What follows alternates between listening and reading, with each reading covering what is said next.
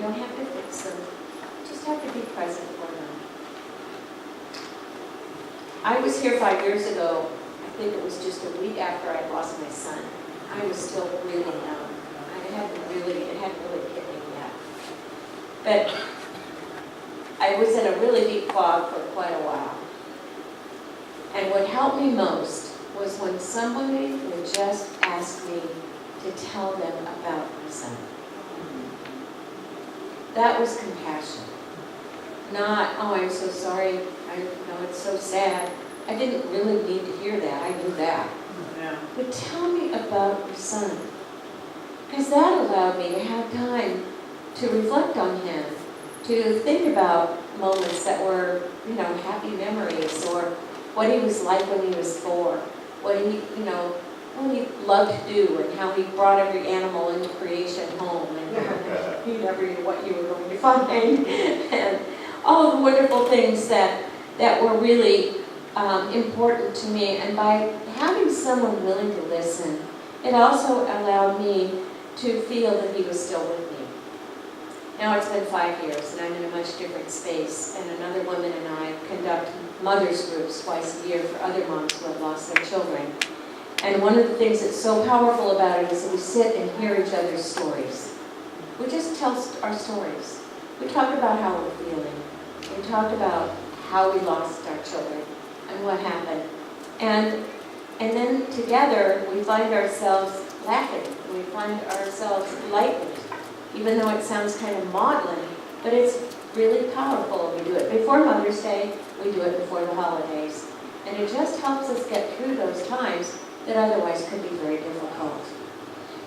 The Empathic Civilization by Jeremy Rifkin, another wonderful book. He says, the more deeply we empathize with each other and our fellow creatures, the more intensive and extensive is our level of participation, and the richer and more universal are the realms of reality in which we dwell. When we empathize with our fellow creatures. So here's the bottom line. We're all part of one human family. You and I all know that. In the Quran, Muhammad writes, O mankind, we created you from a male and a female, and made you into nations and tribes, that you may know and honor each other, not that you should despise one another. Compassion is part of that we may know and understand one another more deeply, that we may not only act in outward, physical ways, but also inwardly, through our prayers, through our feeling state, and through our inner wisdom. We can dream big and have a global heart vision. We can dream big to end world hunger. We can dream big to end homelessness. But first we must find a way to make it happen right here, where we are. So how can we stem the tide of homelessness right here, or disenfranchisement right here? By one small step at a time. Maybe there's a tiny house project going on up here, and maybe you could participate, or a service organization where you can give support to people trying to get off the street. We can stand in solidarity with our LGBTQ friends, our brothers and sisters. We can speak for the minorities who have been demonized. We can do so many things today, right now, that the world requires us to do. And the world, I believe, is calling all of us to action in some way. And there is something each of us can do in some small way. So it begins with our own being, within us, learning to treat ourselves with love, with forgiveness, and with kindness.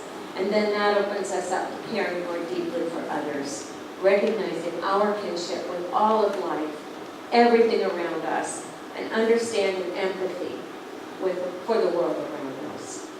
Listening deeply for that divine guidance of the One, which is calling us to action in some way, whether it is simply standing in solidarity or actively involving yourself in some physical activity. Recognizing our pain and the pain of others is the way to be understanding what compassion really is.